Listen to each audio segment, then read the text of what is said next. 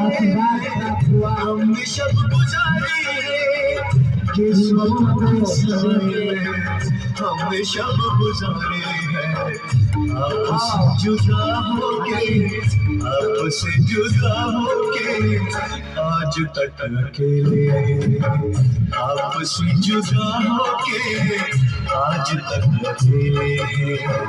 भीड़ है कयामत की भीड़ है कयामत की भीड़ है कयामत की और हम अकेले हैं और हम अकेले हैं और बच्चों का ये हम अकेले हैं बहुत सारा आशीर्वाद माँ लक्ष्मी के दरबार में आने वाले